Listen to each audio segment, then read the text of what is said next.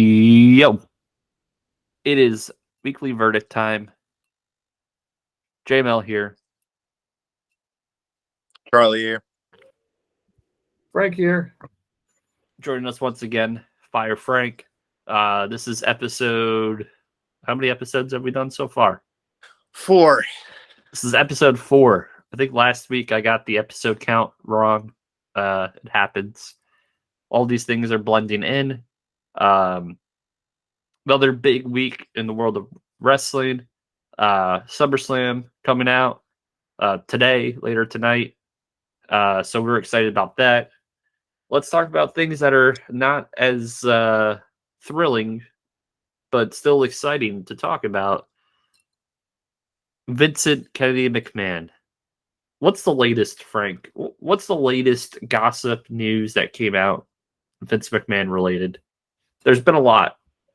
Right. So this actually came out, I believe, Monday after we discussed last weekend about what we thought was happening next. Yeah. So the report basically came out that well, first of all, I think the payment amount of money is actually up to like $14.5 million now, I think. So they kind of underreported. So essentially, it was Vince's own personal money, was not company money. But because him paying, this hush money benefits the company in a sense that the government essentially is saying they have to count that as an expense. So because they have to count that as an expense, they now have to adjust their financial reports for the last couple of years, which is a nightmare, as you might expect. Yep. And it seems like obviously we theorized last week about any more future dirt coming out, and I'm sure that's still on the way. It seems like this is one of the biggest reasons why he had to step down, because the company, like the shareholders, the board, you can't, I guess, it just put them in a bad position financially wise, and this is a publicly traded company, so yeah, the two-time loser on this. He paid this money for nothing, and now it's cost him his company everything. It's cost him everything. What do you think here, Charlie? What's your thoughts? Like you guys said, this is costing him everything and more for this to happen. Yep. It's not a good way right now. On the flip side, as we alluded to last week, when we recorded and dropped the episode, we figured Triple H would be returning to a creative role. He is now the head of creative, which they need. We all liked NXT Black and Gold. Hopefully we get a similar result here with Raw and SmackDown. And this will lead me to my other bit of news, because I think we've already went over how much of a good thing this Triple H being involved in WWE, the day-to-day and creative.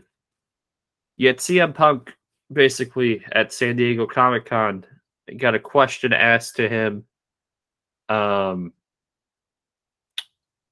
Just because he tweeted that I'm retired, you think he's going to not be hands-on and stay involved? I love CM Punk, but at a certain point, this bitterness, it just really looks bad on him. It just really looks terrible. Not for nothing, CM Punk, huge star, right? Big star. But he was a big star because of WWE. Mm-hmm. Because he was given the platform. Granted, he kind of took the ball as well and seized the opportunity. But it wasn't like they didn't give him enough. They gave him a 434-day reign as champion. He had new t-shirts every single month. So it wasn't like once he had the ball that they botched it. They gave him every opportunity to be the man, and he was the man. It just didn't end well. And I'm going to make this comparison, and I think Charlie's jaw is going to drop all over the floor when I say this. This is very much like Bret Hart post Montreal Screwjob. It's like, you've got to get over it at some point here. You're in AEW right now. You're getting paid a boatload of money. You're the champion in AEW. Talking about WWE, it just, I get it. It was a question. You don't have to answer it the way that he does, where he says, sure, we all are, but I don't think the structure there, I don't think the culture there changes at all. I think it is what it is. I'll put it to you like this. Oh boy, people are going to be real effing mad about this, but Mercedes and Trinity leave, and they announce on SmackDown, gosh darn, we're so disappointed in them, and they really let our fans down. Brock splits, comes back. Obviously, he worked the show, but where's Michael Cole saying, man, Brock Lesnar really let these fans down? I walked out, they went on TV, and they called me a quitter. What's changed? What's the difference? You're going to attack these two poor women who've kind of just had enough, and they walk. They got bigger balls than anyone there. So what's changed? There's nothing that's changed, and there's people that talk about it, and there's people that do it. The people who lick their boots and have the audacity to go on live television and say that about these two women, freaking cowards and bootlickers, that shit's ridiculous. Why didn't they do it for Brock? They did it for me. I don't know. It's none of my business. Charlie. I either texted you or said off air to you, for someone that's such a badass and has the mouth of a sailor, he sure is coming across as a little bitch right now. I don't get it. I idolized the guy for a while, and I just don't see why he wants to erase all his history with WWE when, like you said, they gave him the ball and he ran it. I just don't see how someone could be so spiteful for everything that was given to them in for a couple bad months of work. And I don't think they treated him as bad as he says they did.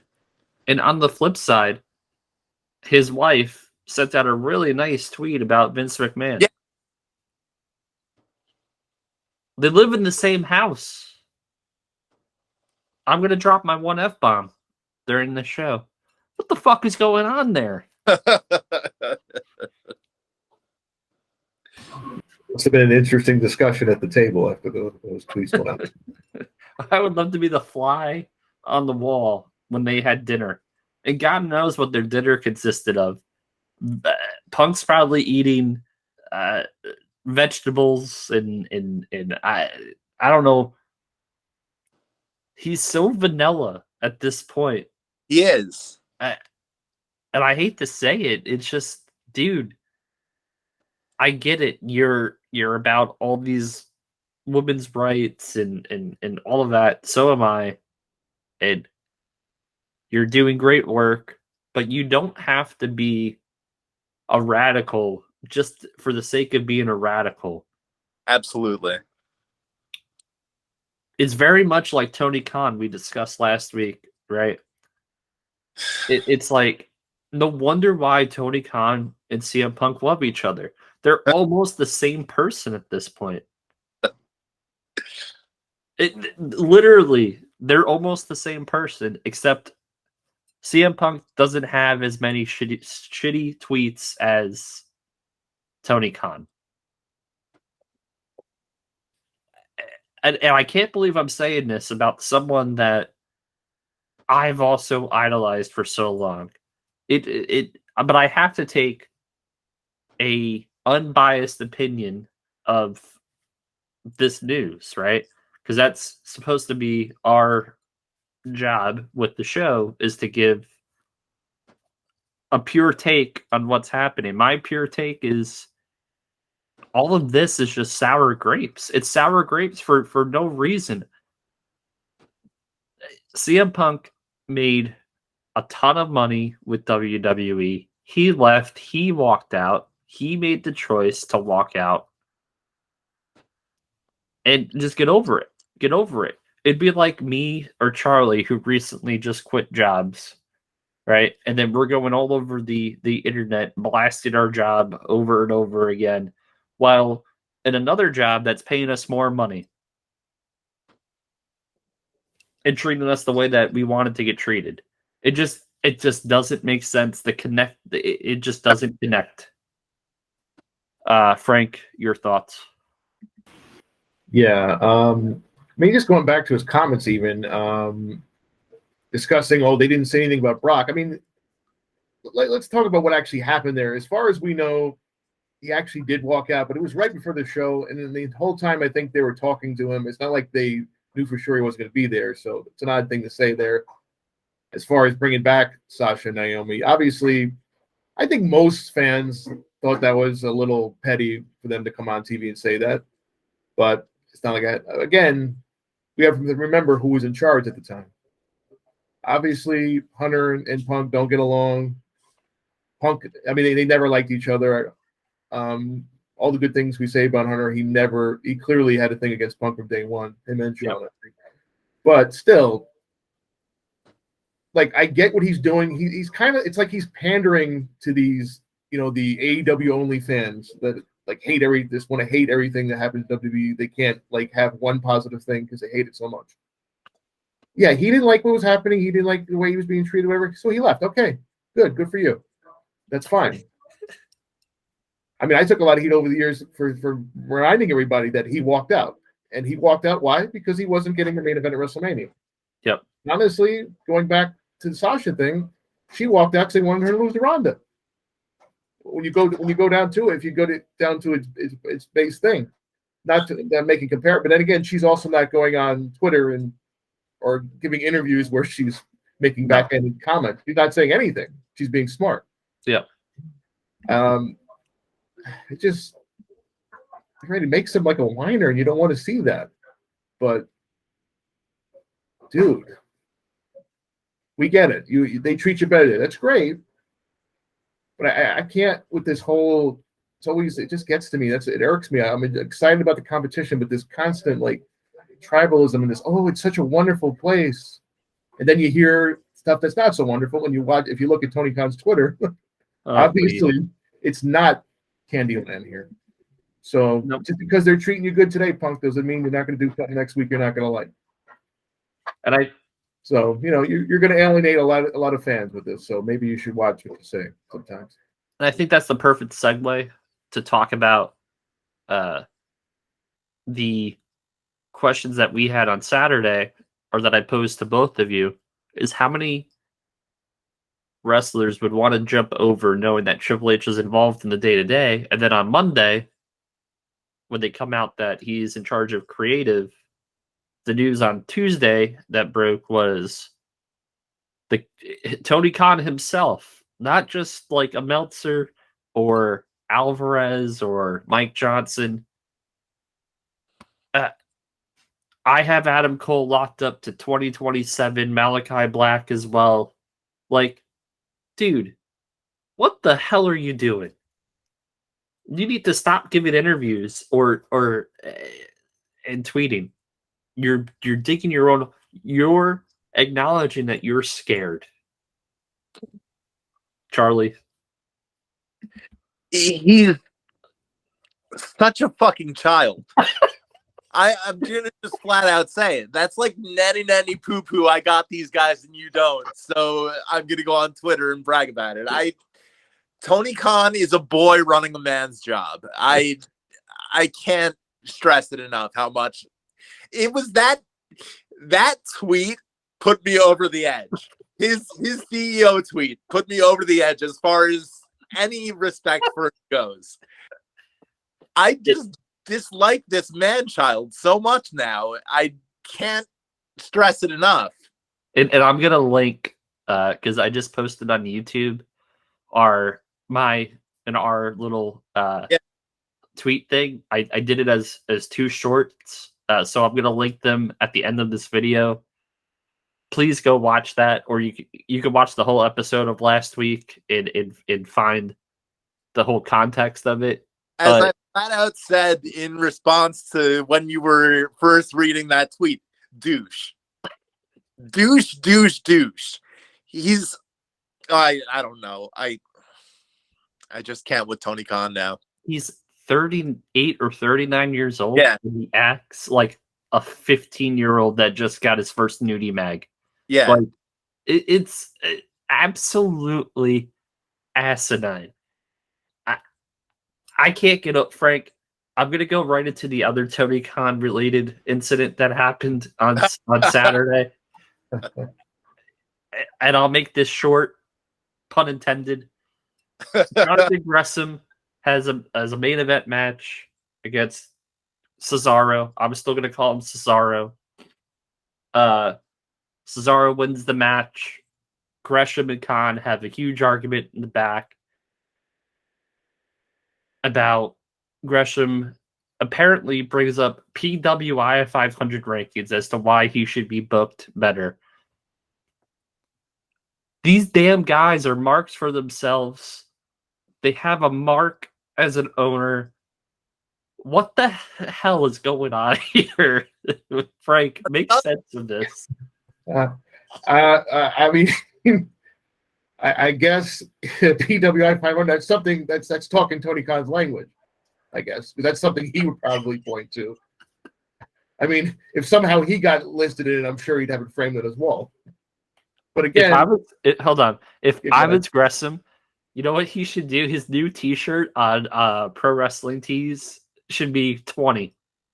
Yeah, it should just be the number 20, and that should, his new gimmick. He should walk out to the ring, right? You know how Ty Dillinger had 10. He should just do flash like this, have the 20, and just walk out to the ring.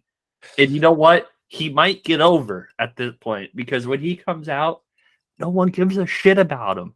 I'm sorry. He's a good wrestler, but he's got zero charisma. People on the internet want to say Daniel Garcia has no charisma. Jonathan Gresham literally has nothing. He has not. All he had was the elephant mask thing, which is weird. That mask is bigger than his entire body. It's like the Vader mask, but not as cool. Charlie? He's certainly, you hit the nail on the head saying he's speaking Tony Khan's language, because no one is going to be like, well, I was number 20 in PWI 500. Okay, congratulations. That and 10 cents will get you a cup of coffee. Wasn't the Miz number 1 on the PW 500? Let me get. There's been others in the top 20. There's been tag team wrestlers who have made it in singles in the top 20 list of PWI 500. Do they go and I'm going to break up this tag team because I was number 17 on the PWI 500? No. They accept their placement and they move on with their wrestling careers. They don't use it for leverage in contracts. No, and it's fine for indie guys, but when you're like in a major promotion, yeah, that's kind of funny. Now, if he wanted to say, you know, like you just said about him not having any charisma or anything like that, and half the crowd doesn't know who he is, has this problem that he assumes that everyone watches ROH, AW Dark Elevation, BTE, New Japan, your local YMCA, EFED, whatever, EFEDs, everything, and we don't. There's a reason why your world championship match opened the show. And I'll just leave it at that. Are you really surprised that he wanted to put the title on Claudio? No. Oh my God. Although, can I see the hug that he gave Claudio, first of all? I mean, even segue into that a little bit, if I may. The fact that they had to spend valuable TV time promoting this pay-per-view that's basically Tony Khan playing with his action figures because he owns ROH now. They don't even follow up on the next Dynamite. Not even one word was mentioned about this show. Not even the fact that Claudio's got the title. No, you think that would be no. I booked better shit with my action figures than this. It's literally took the words out of my mouth. I'll elaborate with the action figures.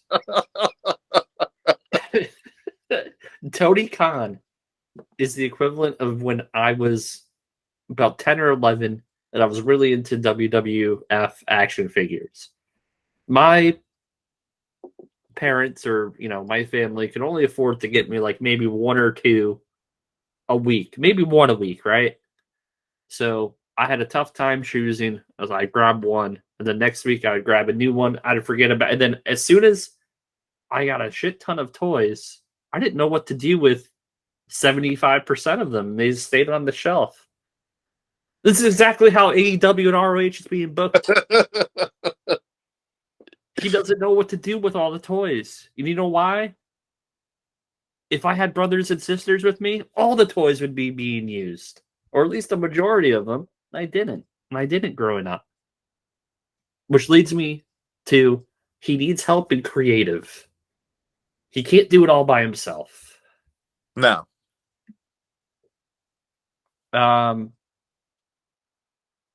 Further thoughts on this.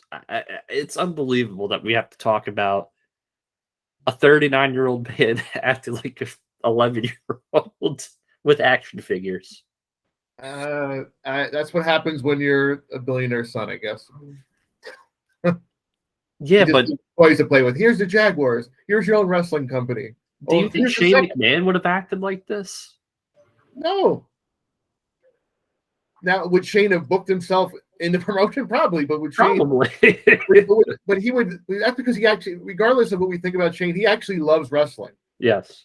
Not that Tony Khan doesn't, but he's still looking at it from this fanboy perspective. I would rather. We're not. But then again, the three of us aren't running a $1 million wrestling company on major cable networks. I would rather at this point Tony Khan be involved in the show because I feel like he's more involved in the show, even though he's not involved in the show. Pretty much. He's the talk of AEW. Is Tony Khan. It's not a single wrestler. It's Tony Khan. For better or worse, it's Tony Khan. With this news of Triple H and the contracts, the reaction with the contract news that he revealed on Busted Open. Did you guys watch Dynamite? I watched, yes. Like usual, I watched about the first hour of it and then couldn't take it anymore. Frank? I did see it, yes. What did you tell me about it? I believe, let me see, what did I say the other day to you? My exact words. I think I brought up the fact that, like, you can't, they try to book so much into one show. Uh-huh. I mean, this is not like it's not a common criticism. It's just like, it's Crash TV style, but he's trying to book it as like a smart mark friendly show. And he's trying to get too much in the air, and they don't give stuff time to breathe. Even when they had the Jungle Boy Christian like dueling promo, it was timed badly. Christian cut him off way too quickly, and then they go right from that to like, oh, here's the Acclaim backstage, or whatever it was at the time. I believe it was on the post wrestling review. Wei Ting brought up, yeah, here we go. It's here comes the Gun Club and the Acclaim. After we just had like a major segment, they don't give stuff time to breathe. They cut right to the back. Tony Schiavone is running laps around the building. Excalibur is threatening to pass out from speaking so much and not taking a breath. And they had some good matches on the show. We'll say that. Yeah, Garcia and Bryan, of course, was great.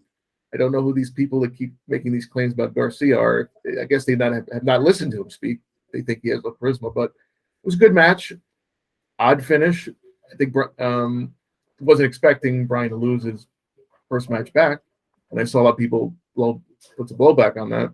I can see him wanting to put him over, but I mean, bottom line, I mean, it was fine, but they just do these little things like they have to put a random women's match like right before the main event every week.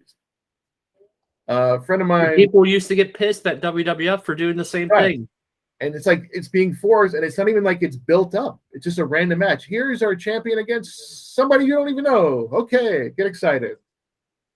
It's like I have me and my friends, we make jokes. We know what time in the show it is. We don't have to look at the clock. But if you see Thunder Rosa coming out, it's 9:30. Here comes the Thunder. And then they don't leave half the time. They'll leave enough time for the main event because they don't have an overrun, and then they just kind of like rush everything. And that's why we had that disaster of a Kingston Jericho barbed wire match a couple weeks ago.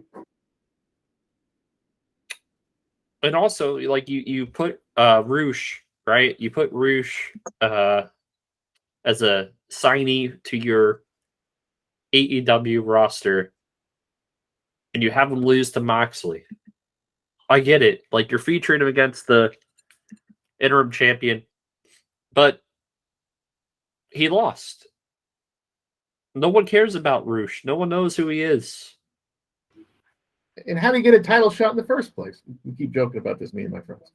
Yeah, how did he not get that I care that they he challenged him. Okay, that's cool. I can accept that. But they make him such a big deal of these rankings and they never go back to it. Yeah. You look at them, they don't make any sense.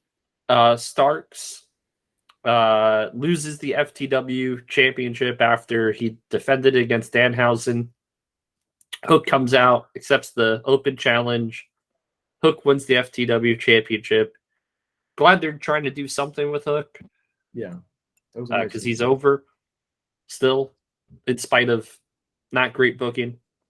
Then we get Hobbs and Starks in the ring. Hobbs turns on Starks. This is all one episode of Dynamite. This is all one episode. So now we have double turn, basically, right? I mean, I guess Hobbs was a heel, but now you can really cheer Starks. Dante Martin. This guy has one singles match every 2 months, and he hurts himself. Love him. Ultra athletic, but every time he's in the ring and he's doing a singles match, he comes up with an injury. So after his match with Sammy Guevara, he's injured again. I don't know what's going on here. Seems like his brother are cursed. Yeah, they're really cursed. Then they take the hottest angle and they've killed it already. Jungle Boy. Yep. Christian. Luchasaurus. Now Jungle Boy is trying to flame Christian on the mic. Charlie, what's going on here? I didn't watch this segment of Dynamite, but I gave up on that when they turned Luchasaurus back with Jungle Boy. Me and Frank had some theories that Christian's going to get a big baddie with him. We speculated either Hobbs or Brian Cage would probably be joining Christian. Brian Cage would make sense. It'd be like Cage and Cage together. Yeah. Yeah. My only qualms on that would be that Tony Khan seems allergic to Brian Cage for some reason. And he keeps putting him on the shelves. But just release him. Yeah. He won't do that, but he'll just keep finding random things for him. But he would fit in that spot, obviously. Oh yeah. Then by the way, AEW, who and I can't name all their titles. They're adding another title. Yeah, trios. Which is I something could have seen adding this a year and a half ago. Yeah, you're adding it now. You added the Mid Atlantic title. No one gives a crap about that because you haven't established that yet. Why do we need this title? We don't. Frank, why do we need this? We need this because, he's promised Kenny Omega that he was going to make him and the Bucks Trios champions. That's the only thing. Because he kept saying, "Oh, I'm waiting for Kenny to come back," and Kenny's not even back yet. And my only other theory was that Tony Khan decided to have like 25 different belts made that he has in his office, and when he needs some more room, he's like, we'll introduce this one this week. And the way it was just introduced, like they cut to the announce team, and there's these titles on the belt on the table, and then they go into this little thing. It's like, oh, by the way, like did they just casually announce a new title? They've done that twice in a month. There's a point where they stop being titles and start being participation awards. Yep. Yeah, I mean, I know Russo once said that belts are props, but this is going on. I mean, you haven't established any of the titles, to be honest. The most well-established title, I'm going to say, is the TNT title. Yeah. Even more so than the AEW championship. Because they made that a mockery with what they're doing right now with the interim championship. I understood when they did it with Cody because we knew Cody was going to be back within a week or two. But Moxley is essentially champion, but he's a placeholder for this belt until Punk gets back. And then one of them will be champion. And to me, it's like you're bringing real life stuff with rankings, but then you don't follow the rankings, but then you're following the UFC model with interim titles, which actually makes the product worse because we all view Moxley as not the champion. Right. And you could have just stripped him of the title and had Moxley become the new champion, and you still built to a match between the two. Doesn't hurt Punk. It only helps Moxley's case, other than pretending to be a champion, defending it. And then you got stuff like Jericho saying, well, I'm going to beat you and become the first two-time champion. I'm like, well, if that counts, then Moxley's already a two-time champion. So somebody makes sense of this to me. I don't know. Like, I don't get it. I get Tony Khan doesn't want to do the typical wrestling thing. He's like, oh, because everybody strips title. I'm like, it's done that way for a reason. Because it makes the most sense, dude. It makes sense. I mean, remember when they handed Triple H a world title on Raw, Bischoff did, and how angry people were? Yep. I'm like, there's a reason why just either having a match or a tournament always works, because and not making not having this random tournament for the All Atlantic title that meant nothing and the people that represented made nothing. I don't know. And speaking of the TNT title, you're right. It's probably been more well booked, and although recently it's been kind of like back and forth. But where is your champion this week? By the way, has anybody seen Wardlow? No. Was he? I don't know. I didn't watch Rampage last night, so I can't comment yet on that. But I think he was on Rampage. I think he was on Rampage. Show, and it makes sense since he's a TNT champion and Rampage is the only show on TNT now. But they haven't done a good job booking that secondary title recently. Actually the best booked champion in the company is Jade. Yeah. Yeah.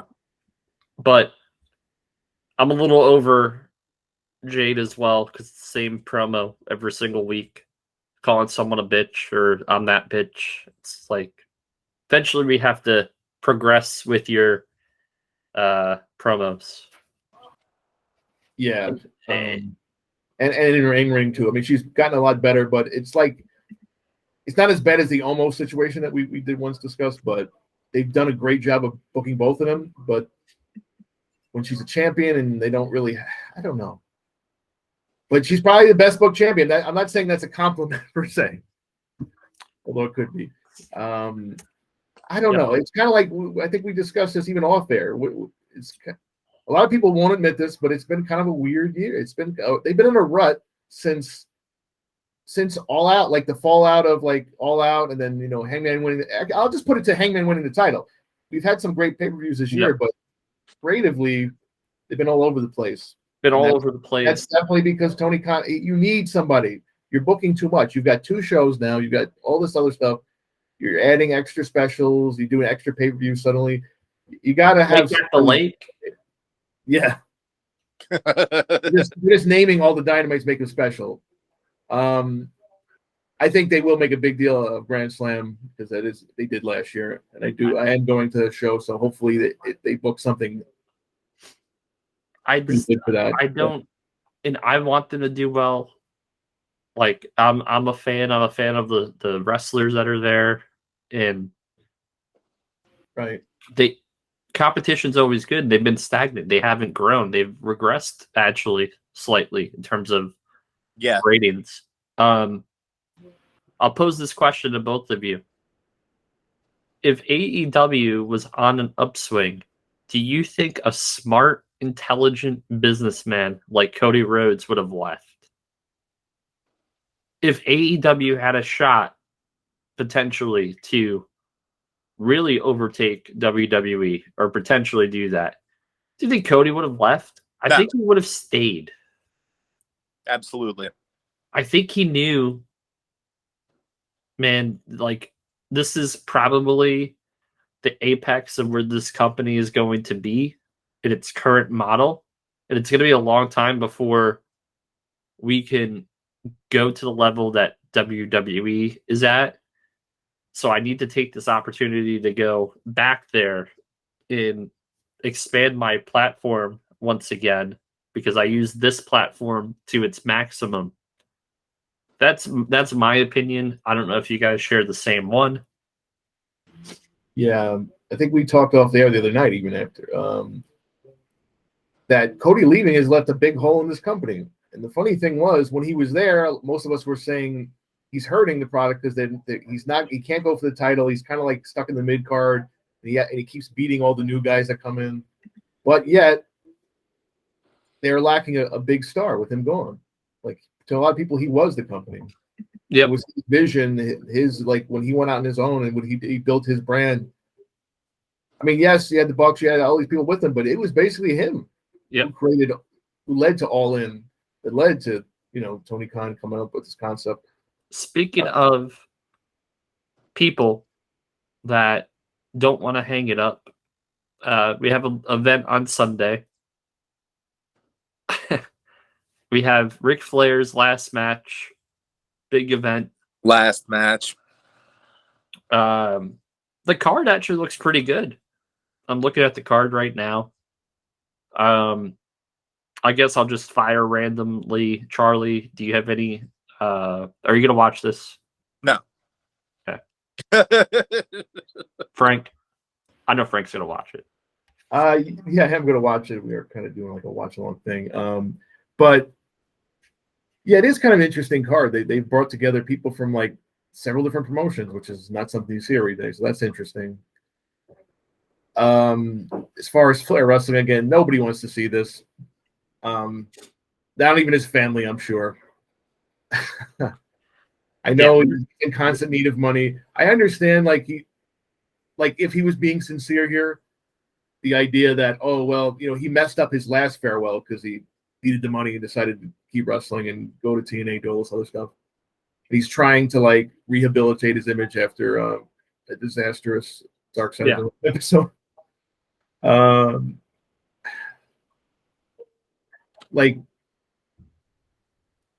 Is this man going to literally have to die in the ring to stop trying to be involved?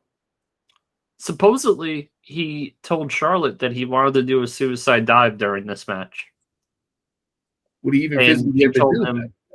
Are you fucking kidding me? That's my second F-bomb, but I had to say it. You had to.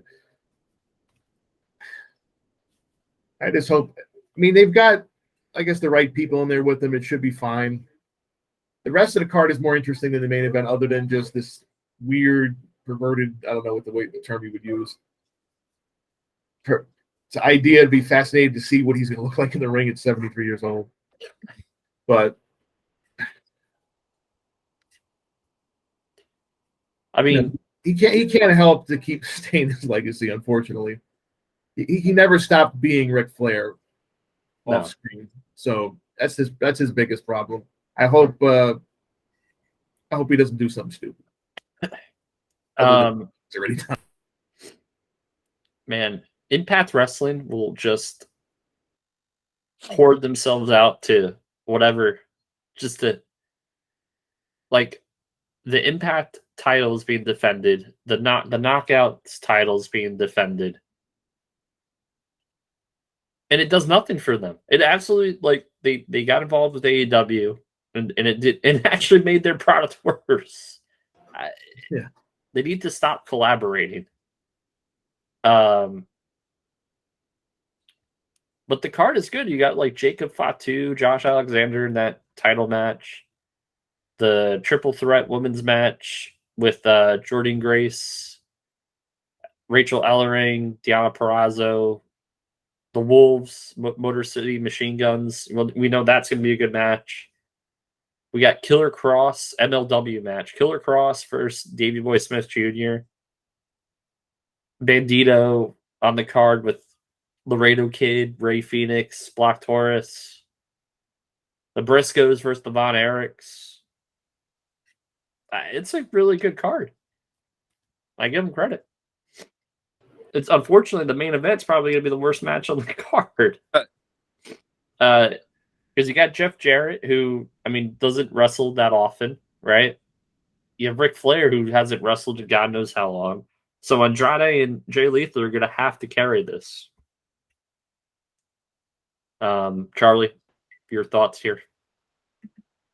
I just, much like you guys said, I just hope Ric Flair doesn't do anything stupid. The fact that he wants to do a suicide dive speaks otherwise, but I just hope they all take care of each other in the ring. Frank? Yeah, I don't think that'll be a problem. Like you said, Lethal and Andrade are there to carry the weight. It'll be relatively safe for him, provided he doesn't do anything stupid, like we said. I'm just kind of over him. Even last night at his roast, which was kind of a train wreck, as you might expect. Some funny parts, but mostly a train wreck. And he just, his emotionalness, he's crying all the time. He looks older every time I see him, and it's just sad. And it's like he lived through like this. He could have died like 5 years ago. He legit, this close. And you'd think he would have taken better care of himself since, and he obviously hasn't. He just can't let it go. He can't not be Ric Flair. Yep, the drinking, the partying. Yeah, he needs the money, but he just can't let it go, and it's sad to see. And I do like the storyline with Jeff and him. I think it's good. I think because Jeff is sober now. Yeah, and how they threw that into like the story of Rick. You should have stopped, like I stopped. Yeah, and you're selfish, and you're this. So it's like the heels in this match to me look more like baby faces than the faces in this match, which is quite the conundrum. But I think it's a really interesting story. At least there's a story. I can't, like, we spoke about AEW. 95% of their matches don't have story. At least this has a story going into it, and they've built it up pretty decently. I hope that Flair doesn't do much in the ring other than his usual, 4 or 5 moves of doom. Yeah. Yeah, we don't need to see him doing anything other than chops in the corner, Flair flop, maybe get thrown off the second rope or something. So I don't know if he can go to the top rope at this point. But let alone a suicide dive. I mean, then again, we did see him like 16 years ago in the WWE version of ECW taking thumbtack bumps and stuff for no reason. So I wouldn't put it past him. Cool. Anything else you guys want to talk about that happened in the world of wrestling this week? WrestleMania being announced for Philly. Oh, good call. Yeah, that's what, WrestleMania 40, right? Yep. Yeah. That'll be it's a good venue. 2 nights. So they're going to continue the 2 nights, which is great and not so great. Because as a fan, you're going to have to buy both nights if you're going to go to the event. Mm-hmm. You have to book a hotel for an entire weekend or 4 days, depending on, or whatever, right? Friday night, Saturday night, Sunday night, leave on Monday. It's a big investment for fans to make. Hopefully by WrestleMania 40, the product is better.